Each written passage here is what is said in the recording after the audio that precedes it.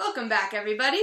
I hope you guys had enjoyed yesterday's reading of Flat Stanley, where we found out that he's pretty flat. He's about that flat. Could you imagine, from the side, you're pretty, substantially bigger than that.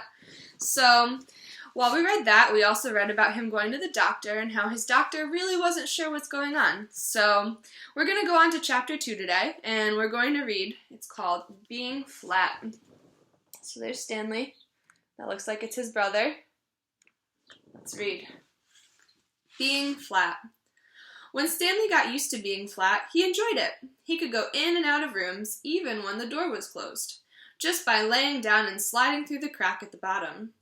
Mr. and Mrs. Lambchop said it was silly, but they were quite proud of him.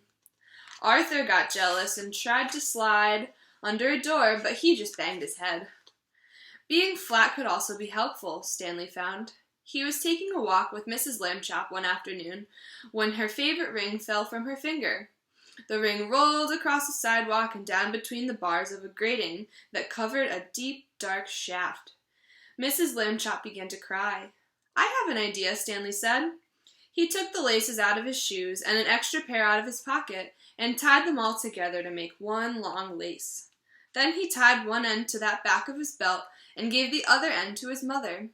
"Lower me," he said, "and I will look for the ring."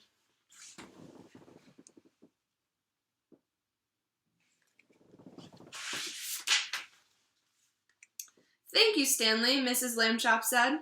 She lowered him between the bars and moved him carefully up and down and from side to side so that he could search the whole floor of the shaft. 2 policemen came by and stared at Mrs. Lambchop, and as she stood holding the long lace that ran through the grating, she pretended not to notice them. "What's the matter, lady?" the first policeman said. "Is your yo-yo stuck?" "I am not playing with a yo-yo," Mrs. Lambchop said sharply. "My son is at the other end of this lace, if you must know."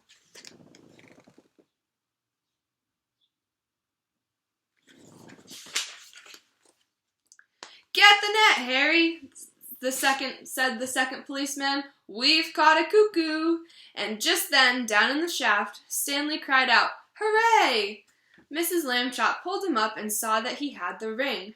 "Good for you, Stanley," she said, and then she turned angrily to the policeman.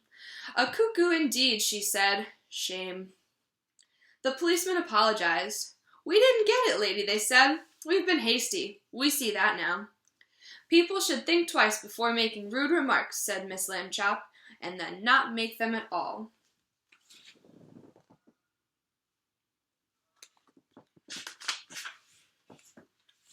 The policeman realized that was a good rule and that they would try to remember it. One day, Stanley got a letter from his friend Thomas Anthony Jeffrey, whose family had recently moved to California. A school vacation was about to begin, and Stanley was invited to spend it with the Jeffreys. "Oh boy," Stanley said, "I would love to go." Mr. Lambchop sighed. "A round trip or airplane ticket to California is very expensive," he said. "I will have to think of some cheaper way." When Mr. Lambchop came home from the office that evening, he brought with him an enormous brown paper envelope.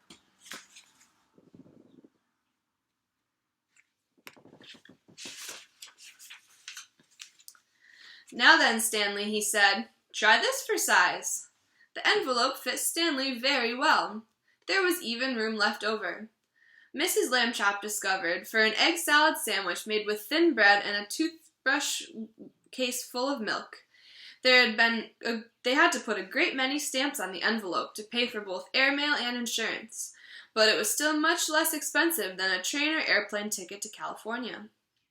The next day, Mr. and Mrs. Lambchop slid Stanley into his envelope, along with the egg salad sandwich and the toothbrush and a case full of milk. They mailed him from the box on the corner.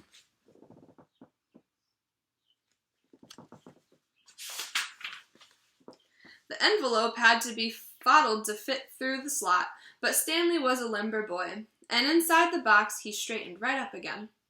Mrs. Lambchop was nervous because Stanley had never been away from home before. She tapped on the box. "Can you hear me, dear?" she called.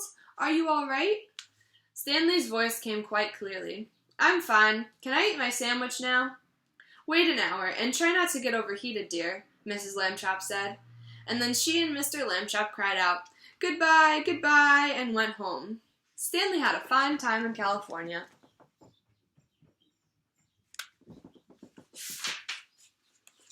When the visit was over, the Jeffreys returned him in a beautiful white envelope they had made themselves. It had red and blue markings to show that it was airmail, and Thomas Jeffrey had lettered it, "Valuable and fragile," and this end up on both sides.